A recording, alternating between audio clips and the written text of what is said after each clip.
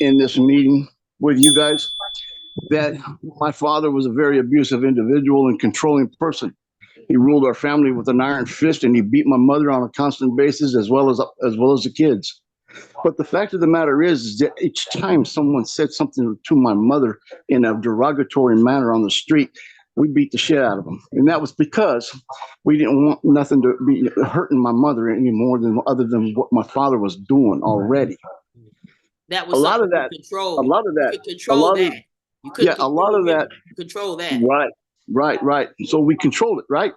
So the thing is uh, in dealing with a structured relationship, my father had an alcoholic problem, but he also had a problem that nobody knew about, and that was the fact that he was raised and punished by his own mother, not his father. Mm. So he ruled and dictated in that respect his own family, but he destroyed his family. And it We sounds to were me like he was taking out his revenge of against his mother on your mother. exactly, and not only that, but he was also taking his power as a father and as a provider in the house, which he did provide, no less. Um, his only thing was he was physically abusive, okay, and that was it, and verbally. And you do exactly what he tells you to do. If you don't, you're going to get punished. Well, that's the way my father was. He was a Marine. He was a DI in the Marine Corps for 35 years. That didn't So help. with that said, he didn't know how to raise a family. He didn't know how to rule the house in a lovely manner, in a loving kind of manner. Even though my mother was present, she was always getting beat because she stepped between my father and the kids on a constant basis. So he would continue to beat her as well. And then he'd punish her to the degree to where she wouldn't want to really get involved with, trying to stop him from beating us. But she did it out of love for us, and we saw that. So the connection between us and our mother grew. It was so strong. It was unbelievable. Um, the thing of the matter is that we loved her so much more than my father. May he rest in peace while he's in hell. But the fact of the matter is that's where he is. And my mother has passed as well. 1980. She was 90. She was the first one to go. But it destroyed our family. It broke our family apart as a whole because she was the glue that kept the entire family together. We're talking family reunions and everything. My father didn't care. He didn't. The only thing he cared about was that the reason why he had 10 kids was because my mom wanted them. Wow. Now that he made very clear to me that I was a mistake, and he said that in front of my mother, right in front of my face. With that said, he destroyed my relationship with him permanently. Mm-hmm. And forgiving, I've been dealing with that for quite a long time now.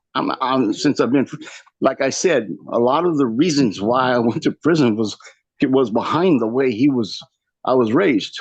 Certainly.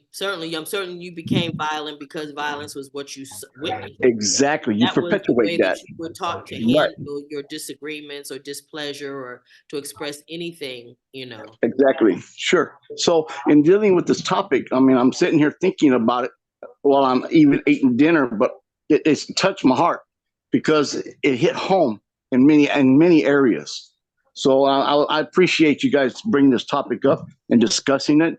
And Chester, you was right on point in many areas, bro. I thank you for your opinions and your insight. And the lady who was talking for the majority of the time, going through all them cases and stuff. God bless her. And that's the kind of people we need really in this world is people who step up and step up to the plate Thank you. and And you help know what and it help is, people. is that it's their willingness to be transparent Exactly. about their circumstance and what happened in their circumstances. And whenever we see Precisely. that, somebody is blessed and helped with that. And so I just want to say thank you, and thank you for being so transparent as well. Yes.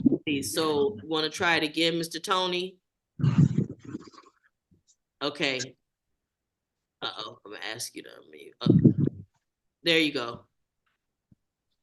I still can't hear you. Maybe your what I had happened to me earlier is I had to go to my microphone and change the setting from to the built-in microphone and see if that's what it is. But for some reason, you're not having any output. I'll give you a second to work on that, and I'll come back to you. Terrell, I'm gonna come to you right now.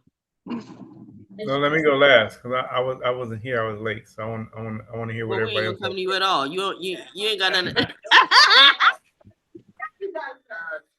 We ain't coming to you at all. Look, that's what you get for being late. No, okay. I'll be But back. I want to hear what they got to say about the lady that was talking all the time. That's what I want to hear. I want to hear about what they Oh, got okay. out of it. He trying to get in trouble. I want to see what they He got to trying get to out. get in I want to see trouble, what they got Terrell. out of it. No, See, no, this no, is the no, no, thing. no, no, no. I want to see what they got out of it because it was like, case management study, and it was like Okay, personal about what she we was can't doing. clean it up now. We ain't gonna let you clean it up Ain't now. no cleaning it up. Ain't no clean up on aisle 6. I want to see what they thinking because I've been out here. I know how it works. I want to see what they think because a lot of them, they don't know this life. You know what I'm saying? And what it's like out here. So I want to see what they think. I know what the lady that talked all that time. I know what she on. We're gonna come back to you in a minute. James, Mr. Cardwell. All right. First of all, apologize for being late. I got held up an extra hour at work, so that kind of pushed everything back. That's But okay. when I'll take that extra hour money. You don't need that extra hour. Don't even worry about that. I got something I can spend that on. Don't even trip. We good. But when I logged in, you guys were talking about addiction, and then it moved to trauma, so I kind of just picked it up from there. But when you guys were talking about trauma, one thing that made me think was that with men, myself included, a lot of us never acknowledged trauma. A lot of us were in denial. It's all good. Oh, I wasn't tripping. Oh, and shake it off. But when I was getting ready through the board process, and you have to start figure out, okay, innocent kid, alcoholic, drug addict, gangbanger who goes out and kills. So how do you get from that to that? And you have to do a little soul searching, and you figure out that there was things that happened to me that made me feel a certain way that caused me to start behaving a certain way. Let me And pause you right there for a second, and let me tell you what was at the root of the conversation. And this will be for you too, Terrell. Today I had a conversation with the guys, a group in Solano. And I realized that there are a lot of people who wound up in incarceration.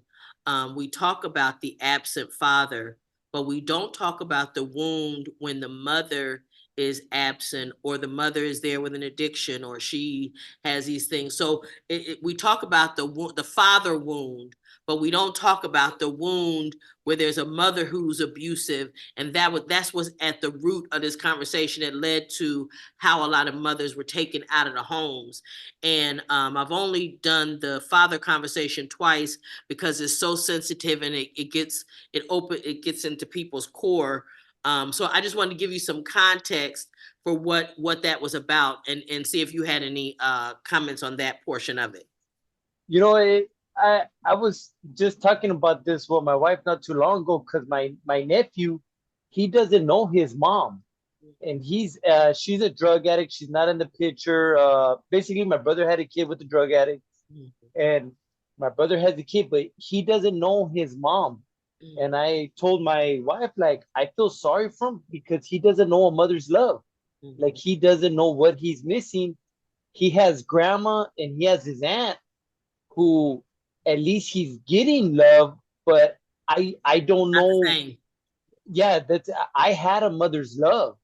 Like, I had that. And so I think, like, man, he doesn't have that. And I feel bad for him. And it's like, I mean, he seems to be a good kid, but it's one of those things that I want to keep my eye on him as he gets to adolescent years, because adolescent years is usually where the junk comes out, Yes, thank you, because he's gonna need that extra love and support Because even in elementary school and stuff, where they do things for Mother's Day, right? And all those things, the feeling inside of him, the shame, the kinds of things, like those are things that he probably should talk about, and give him a space for those things to be able to talk about it. Because it's there. It's got to be there. We're all imbued to want to love our mothers, and we do. And that's why I was mentioned earlier, I can't think of any one thing my entire life that was more prone to cause a physical fight than talking about somebody's mama. Like, that's the thing that if you want to set it off, I'm old enough that they used to put the pencil on your shoulder and tell you to knock it off. You didn't have to do that, baby. All you got to do is say your mama, and that was enough, and it was on and cracking. So, in that context, and yes, I'm glad that you're here. And also that you can steer him away from behavior that will wind him up in incarceration. Because don't try to deny him of his feelings, they do matter. Yeah, his feelings definitely matter. Letting him know that is going to be important, and letting him know that he has a right to feel however he feels about that. It's just a matter of how he responds to how he feels, right? But I'm so glad that you see it already, so that you know that you're going to have to pay attention to that, and when you're going to be the most useful, so that you can put your arms around him and love on him at that time. Because he won't care what you know if he doesn't know you care, right? So as long as it's always enclosed and wrapped in love versus judgment and punishment, he will be able to receive it. But he's so blessed to have you with the vision right now to see that that can be a problem, and that it may produce a problem. So that's awesome. And I'm still, right now, I got to figure out how to get back in Folsom, because Ms. Lindquist is gone. I got to figure out how to get back up in there, because it's tell Rocha I said what's up. you know what I mean? As soon as I get back up in there, I will, because I'm able to expand in other prisons, but I don't have a contact there now. I think it's Mr. Colvin. I think I'm gonna try to see if that would be your best bet, because okay. there's two nights a week that he works late. Okay. So I will try that, but I'm so glad that you're with us, and thank you for sharing your opinion on it. Harry, Harry, are you there? But I don't see Harry on screen. What about you, Otis? Unmute for me. There you go. You got a good subject going on there. It's a beneficial act, or if you're helping people by talking about your situation. My parents didn't care too much about bringing us up right, drinking all the time, and turning me into an alcoholic and smoking. And I know if I would have just said no to everything, I wouldn't have ended up in prison. Mm. So, we didn't have any communication in our family. It's either you do what we tell you or you get a whipping. So wow. And then with all the alcoholism, you began to do what you saw. Yeah. Yeah. Well, I'm glad that you were able to get to a place to overcome it at this point. Well, I think you're doing real well now. It helped me out because it straightened me out. And then when I got out of prison, and the good Lord looked after me, when I got everything I need and more than what He's given me. Totally awesome. I'm glad about that. Thank you. You're welcome. Let's see. I'm going to come to you now, Miss Rashida, and ask you to unmute and give us your thoughts. Unmute. There you go. Can you hear me? Yes. Oh, I don't know how to work this thing. Well, you did it.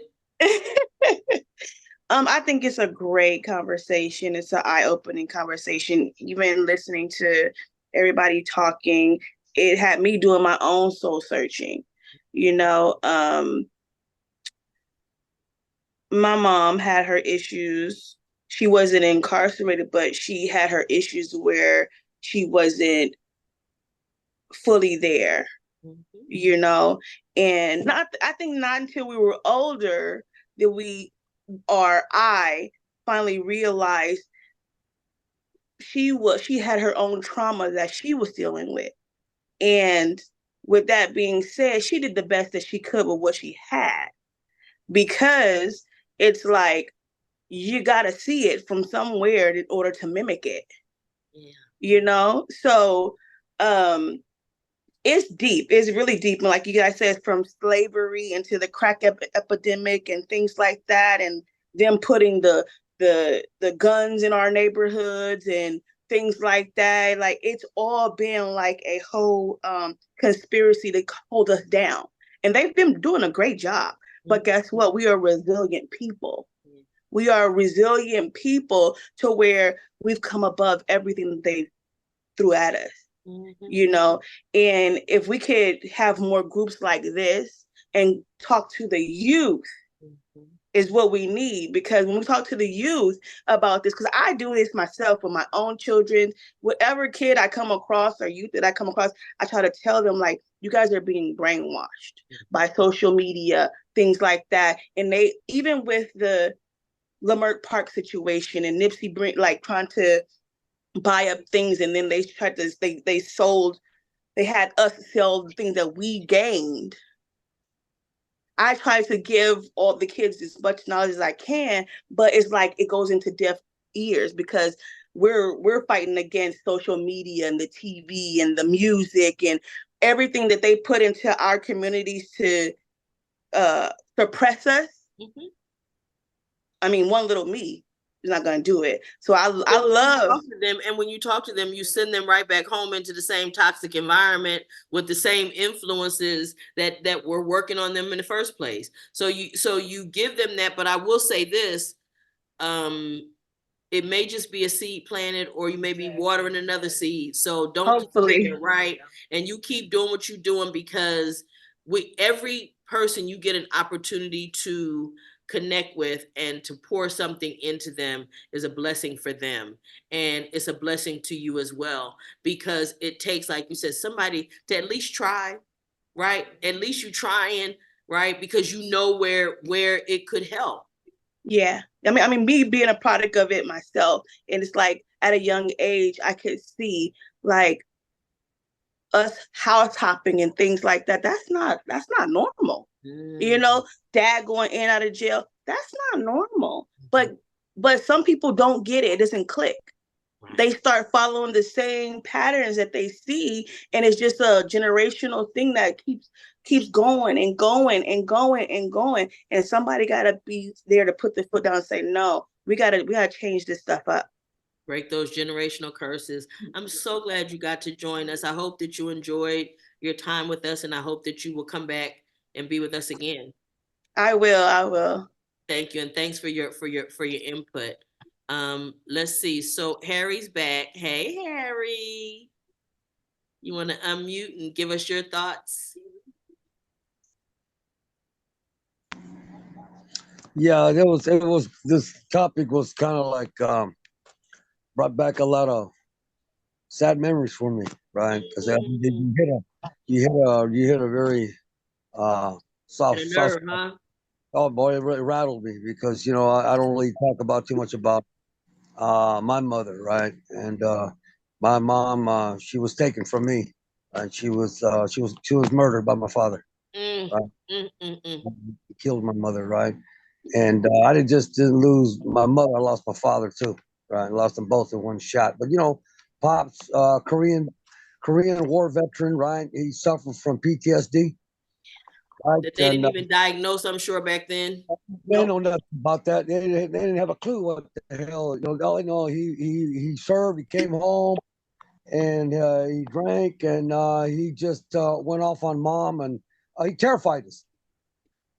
So we were too little. We didn't know what the hell was going on. So when we started growing up a little bit, trying to understand where Pops is coming from, right? We're trying to rally around mom as much as can, but then it was like, okay, he started kicking us out of the house one by one. Oldest to it was like a picking order, right? So eventually we all started getting kicked out. So he was like thinning out the herd, right? So he can attack mom, Mm. right? So, but you know, back then, those days, Noreen, you know, a lot of things were done behind closed doors. And Mom what and dad, happened in the house stayed in the house. You didn't tell nobody. no, but you know, the family knew. You know, and it was so sad because you know everybody knew. His side of the family knew. My mom's side of the family knew what the hell was going on, right? Because they could just see it in the kids. They could see Yeah. in us how nervous we were. We're always agitated. We could never be kids. You know, Mm. always looking over our shoulder like, what the hell is this? You know, I mean, is there a backhand coming? Is there a switch, a stick? You know, anything, right? And living in terror like that most of my life, being kicked out on the streets, and then eventually going to YA, you know, and not really having, would you say, a structured relationship with my father, right? But I tried to rally around mom too, but mom had her own problem going on, trying to survive the attacks from him, Yeah. right? Yeah. She was in And survival mode all the time. all the time, you know, and it's sad because, you know, she was a registered nurse. She was in the hospital, and then my oldest sister became like our second mother. She was the oldest, trying to take care of all of us and rally around this. She took beatings for us too, right? And was sad, but you know what? When when he finally took that fatal shot and he killed my mother, you know, I thought the family would rally to us, right? Instead, it was like a covey of quail. They just scattered, right? So I mean, it was like really. So there was no family, right? Because I How don't old know. were you? How old were you? It embarrassed them what their brother did to my mother, and the other side was like, okay, so they tried to distance themselves too. So we're like, oh, like literally like orphans. How old You were know, you, Harry? at the time when mom was killed, I was like, I think just turning 20, just coming out of YA, out of Mm. COM. Yeah.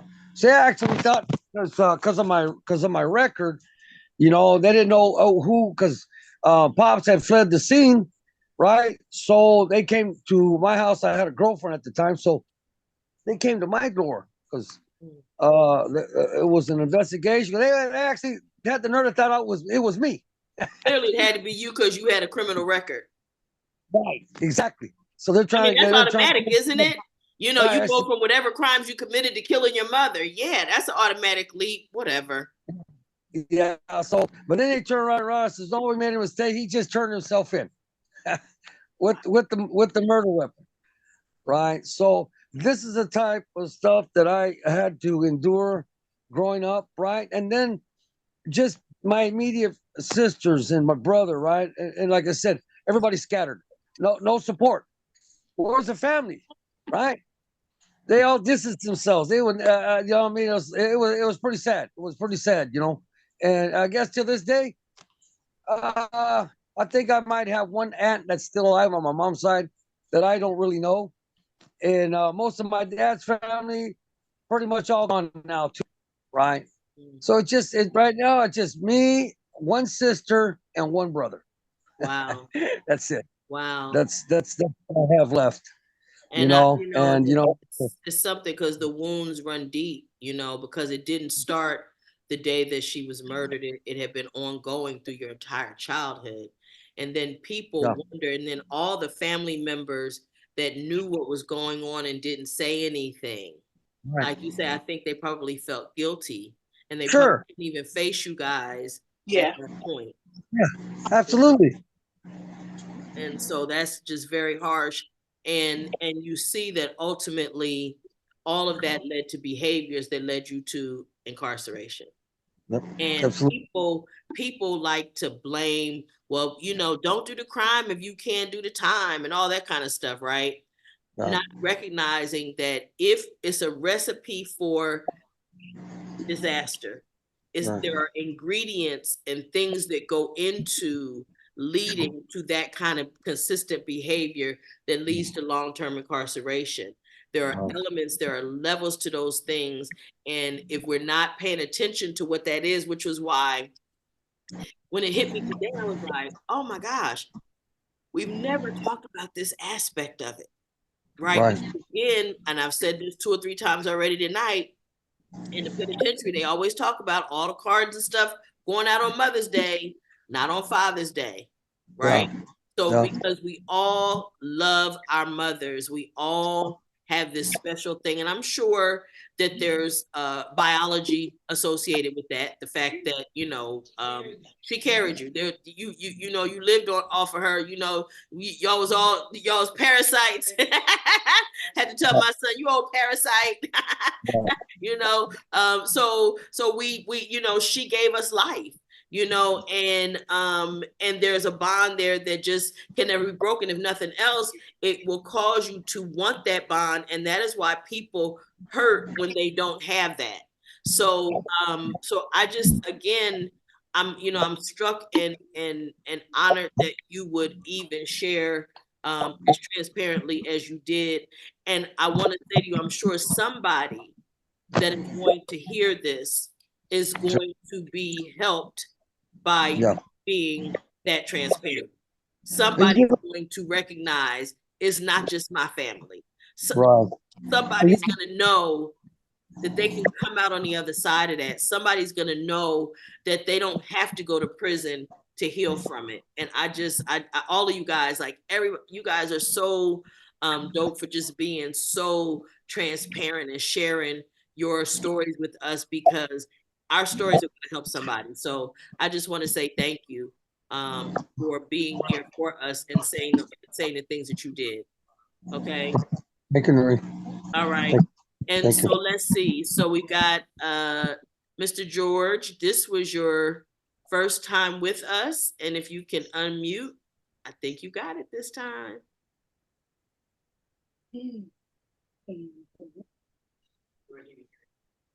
George, yep. Can you unmute? Unmute, George. Okay, There that you one. go. There you go. You did it. Yeah. Well, I thought about when I heard you first talking and you first invited me and we were talking about it. I said, yeah, this is, I think it's good to be honest about everything, to tell the truth. I mean, I don't have nothing to hide. That's how well this program did. Like everything to me, when you were talking and everybody was talking, it was like, that's the root of the problem. You know what I mean? Yeah. And that's how you get that's how you understand. That's how you learn. Once you can discover where you had your problems at and where they saw, because a lot of us like to bury it. And I heard people saying, yeah, they didn't like to think about it stuff. Well, that's why we did what we did. And so it is that we got to work at it. But once we work at it and we put it out there and show what we did and explain it to other people, then it lifts up all off our heart and off our soul. It lifts up and we start feeling better. That's how we learn to live with ourselves, that deep feeling. And I've been through it. I've been through it through groups and everything. But mine was a different type of situation. My dad was a workaholic. My mom I had 3 brothers and I had 3 sisters. And, I was the second from the youngest. And it was just a different situation than that. And I didn't use drugs till I was 35 years old. And well, since I was like 22, 24, because I went to the service, I got out at 20, went in when I was 17 and a half. And when I came out, I usually work with my parents all the time. You know what I mean? They came to Riverside after the big earthquake in 1970 over there in the San Fernando Valley. We used to live up there in Selmar, and the earthquake knocked the whole city down way back then. And then they moved to Riverside and started out here. But my dad, he's, like I said, he used to work a lot. And he saved some money and he bought some houses out here with my cousin. And they started doing a little bit of investing in houses and started selling some. That was, like I said, in 1970. But anyways, I started working with him and stuff, but I didn't get into drugs until I met some girl that it was about 85 that turned around and she just got out of CIW. Some lady named Linda Vivian. She just got out. What was her name? Her name was Linda Paulson. She got married to some guy in the county jail, Riverside. And then, she was over there. But now she's called Linda Vivian. She killed some girl over a $20 bag in 85. Wow. And she was in there like 27 years or something like that. She's out now. Pardon me? Out now, as I understand, she's out now. Oh yeah, well, she testified against me. That was part of the deal. They wouldn't deny. They wouldn't deny her. I went to court. She testified in 2009. Wow. And Well, anyway, she turned around and it's said a crazy bunch that of stuff. somebody But here just said she's out now, sweetie. no, I know she's out now. And you know, good luck to her. She ended up sending me a divorce, and I think it was 86 because you know she shot the bride. They got me for accessory after the fact when she killed her with my shotgun. Over a $20 bag of heroin. Wow. But wow. I fell in love with her. I like the wildness, the gangster and stuff. That was your thing. That was your Boy, boo she thing. she was bad. She was Wow. beautiful and stuff. And then when she was doing heroin, I said, "Hey, you're not supposed to do that." And I was working then at a mobile home place, and she goes, "Oh, I'll stop." And then she comes and picks me up. She goes, "Can I use your car?" I said, "Yeah, no problem." She come back nodding and shit. I said, "All right." I said, "Okay, let's go buy some," because she was the next day she was kind of sick, and I said, "Okay, let's go get some." And then I tried it, and it made me throw up. And she was, "Okay, I won't use it no more because you're throwing up." And she's got me strung out. Dang. She didn't care about me. Dang. But That's anyway, to make a long crazy. story short, I had different things, but she's the one that made me throw away my values and everything. You know what I mean? Over a female. Well, you And know I what? just went. I think ultimately she introduced you to something that tore down the barriers of your values. It wasn't necessarily her. It was that once you got on them drugs, all bets right. I was game. I was game. That was it. You know what I'm saying? Once you did that, it was a done data from there. Because no, I agree. Once a person gets on dope. Yeah. Oh, I gotta agree. Once I stopped that throwing up and stuff, shush, it was all down. And then she started hooking behind my back and stuff. And I said, well, if it gets us dope, what the heck? Forget it. It don't matter. See, It and ain't you gonna would have stretch never it out of done it that ain't gonna stretch it out of place. It's gonna bounce back. You know, things like that. So even it was just I just threw my values away. I didn't care no more. Yeah. You know, whatever. Well, And then I hope that you got something positive out of this conversation, and I hope that you will come back and visit with us again. And I want to say to you again, welcome home, welcome home, welcome home. Okay. Yeah. But anyways, I'm a different person, and since I've been out about a week and a half, no smoking, no drinking, I don't even like to cuss. You know what I mean? And I found the Lord. I have to admit, I found the Lord is in my heart. Awesome sauce. And I'm gonna stay out. I don't need the baloney. Okay, that's for sure. Well, we are glad to have you with us. We are so glad to have Thank you you. with us. Thank you. I enjoy going to groups too. Wonderful. So let's see, Mr. Terrell. Wait, I'm gonna come back to you. So Tony, what you think? Can you talk yet? Yeah, can you hear me? Hey, you worked it out. Hey, Tony. Go, Tony. Okay, I was listening and learn about more about American culture because I don't know about American culture, so I don't have those experience. But I only can say I feel guilty about is I feel like I am the undutiful son for my parents because I cannot take care of them until they die. That's only I regret. Because today I learned a lot about the American culture. And let me say this, and there's so many layers to it, and there's so much nuance. But I'm glad that you stuck with us, and I'm glad that you hung in there till we could get to hear your perspective on it. And what I would ask you to do is, as we're talking about things, where you see differences, educate us. Okay, so as much as you're getting an education on our culture. Please, by all means, educate us in the difference in how Chinese culture works versus what it is in America. That would be very beneficial, I think, to all of us. Okay. Okay. Thank you so much. And now, Mr. Terrell. And also the other Chinese people that might be watching. Yeah. Yep. Not only us. Yep. I came late. Excuse me for my lateness. Just had a long day. A lot of stuff going on. But I've seen the actual working in the inpatient treatment, doing those reducing recidivism groups, and going into those facilities every week, pretty much every day when I go to work and doing them classes, I see a lot of kids that have those mothers who were addicted to drugs, and it shows. It shows in their character, in their choices, in their values, and a lot of them are transparent about it when they talk to me one on one or something like that, or in the groups. Because my group is pretty. When I have my groups, they all love my group, so they really get a chance to express themselves about different things. But I just noticed a lot of youngsters that are affected by that, their parents being addicted to something, they go harder in the paint. They go harder in the paint with the mothers. The mothers that's beyond addicted and went to prison and stuff, them kids go hard. And it's like, because they didn't have, like brother was saying, they didn't have that unconditional love. And some of the, I feel for any child that don't have a father or mother due to passing away, because they don't get a chance to experience that unconditional love that's only created by the Creator. And if you've never experienced the love of a mother or love of your father, that's something that I can't fathom, and that's something that nobody that has their parents we can't imagine that. You know what I mean? And I deal with a couple of families who, unfortunately, some of the fathers are deceased. When the kids are kids, and they act out.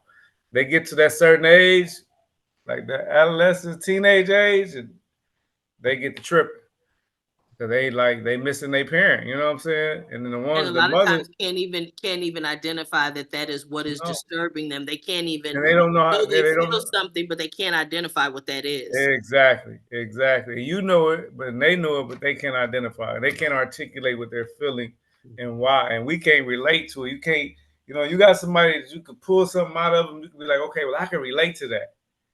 When you can't relate to that, so it's like you just have to learn and grow from them type of people who didn't have the luxury of having a parent. But I see it, and them are some of the most, I would say, rudiest kids, because they don't feel like they don't got nothing to live for. They don't give a damn about nothing or nobody. You know what I'm saying? And they don't care. Angry. They're Yeah, angry. they be very, very angry. You know what I'm saying? And I've seen some of them even abuse their own mother that was on drugs. You know what I'm saying? Or even sell them drugs. You know what I'm saying? So I've seen it up close and personal.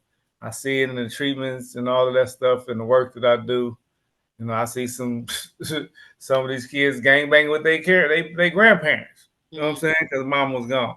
So it's just crazy, but and addressing that trauma, it's a very touchy subject. You know what I'm saying? It is Man, indeed. I want to thank all the people that was on here tonight for their testimonies and their transparency and sharing what they shared. Because this is a deep.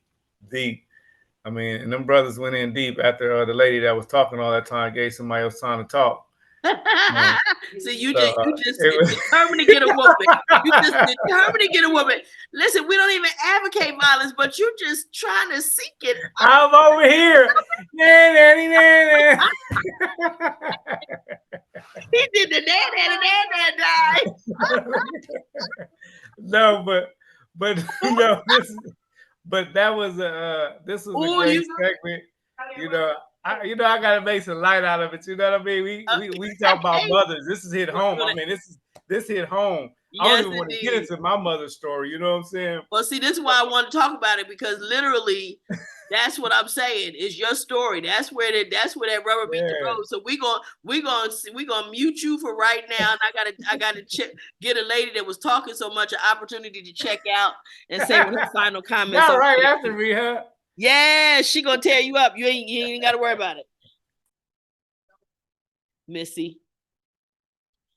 That's all you got. Final comments, darling.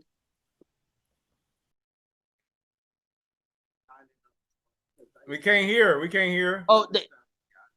Oh, she was saying she's gonna be silent because this brought up a lot of things for her. She's not ready for this conversation right now. Okay. And we absolutely, we respect that. I respect that. You see what I'm saying? I respect you for that, and I appreciate that. You know what I mean? But you know, I want to say to you, it's even growth that you could even say that to us. Do you know what I'm saying? That's even growth that you can even say that to us. So you go, girl, Mr. Rufus. It was a wonderful topic. I think, like she said, it should be part two. We need a part two. Yeah. Okay. Yeah. Because there's a lot I can say, because I'm one of the people that was affected by trauma with my mom. You know, Okay. she was vicious and her whoop was on me. Okay. And it manifests. Hey, the vicious whoopings out. And then I'll pick up on that in part two. But just to end this, I want to say that when you was talking about the how us as kids always, you say something to about your mama, because we no matter what our mothers did or we always knew the love of a mother. Yeah. And that's where our nurturing came from. Mm-hmm. So if somebody say something, that always gonna kick in. Oh, that's yeah. what I was thinking when Yeah. Absolutely. And Chester, thank you so much. And any final comments? Like I said, even though my mom had an addiction, she still was the greatest woman on this earth, and I love her today, even though she's not here. Yeah. But I love her today, and she raised us to be the best we could be, Yeah. And I think that, like you said, we need to be a part two, and we need to have more information and give people more awareness about what's really going on about taking women out of the household. And I think also that reason why the kids talk bad to their moms because of addiction, they lose respect. Yes. Yes. Lose respect for somebody. Yeah. This is not my friend. This is my mom. Yeah. Try to help her. Yeah. And like we say again, we only can do what we taught. Yeah. So and I think it's a great topic, and we need to keep pressing. Well, I'm honored, Missy, little Missy. I enjoyed the conversation with the lady that you said was talking so much. And like everyone said in the room, we're going to talk about it again. And I'm happy to have you home. And I enjoyed the conversation tonight. Mm-hmm. Sir. Most definitely to be talked about again. Like, I'm a mama's boy, I was raised. Yeah, we know. Everything that I do in the street, my mama never taught me. You know what I mean? But at the end of the day, the mother's at the house, the father wasn't. So if the father's at the house, as much as the mother, it would have been took like that too. They say something about your daddy, but your mama is at the house more often than the daddy. So a lot of people take more offense to that. Like, if I tell somebody that's on my mama, and you say that's on something else, I'm whooping your ass because you say I'm love my mama, and I love my mama. So that's why the mama bond is there with the kids, because the mother was more likely to be at the house than the father was. So that's the one that ran the house and everything. At the end of the day, you can't say nothing about nobody's mama when I was growing up. Yeah. And nowadays it changed because people are disrespecting their mothers and stuff like that. And that goes to, like you say, everybody else showing the kids what life is not about. We was brought up when the mother came home, fed for the kids and all that stuff. It's a touchy topic because mothers are not being mothers no more. You don't know how. You don't know how. Like you say, like these women here is mothers right here. Yeah. The female that's going out there, they talking about sex is just this and this, that. They don't got no morals no more. You know what I mean? I was brought up when women have morals. These females now, they don't have no morals. So the ones, when you say, oh, my mama back then, their mothers had morals and all that stuff back then, those are the ones that everybody could trip off of. Nowadays, it's just, oh, my mama, they'll blow their mama up, don't care about them. But, it changed. I said we should talk about this again because this is it's heart touching, because it changed so much. Yeah. Sir.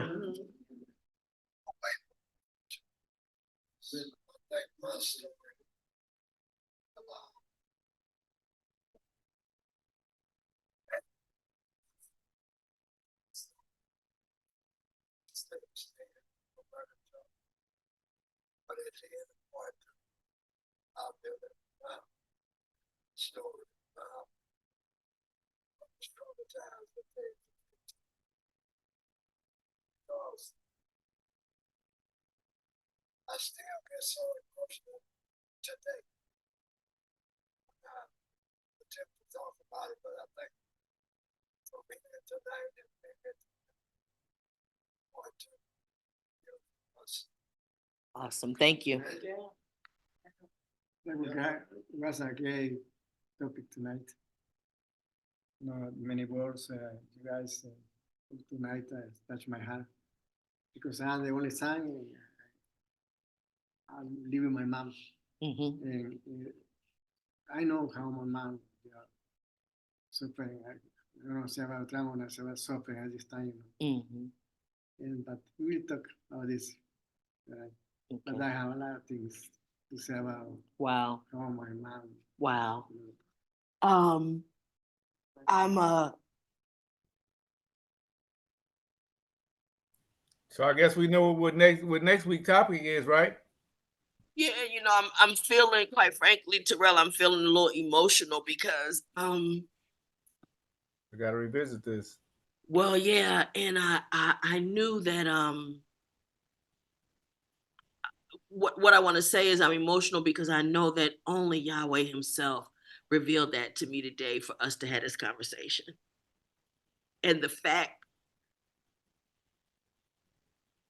that so many of you guys are saying we need to keep this going and have this conversation and expand on this conversation just tells me that those are wounds that we can really help each other heal.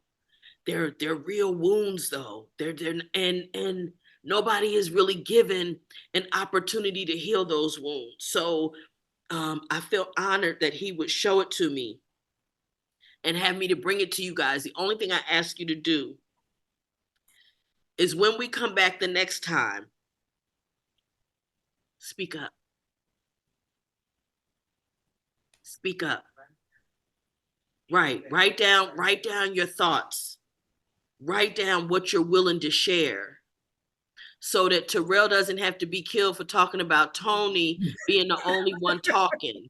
See, this is a public service for y'all to do this.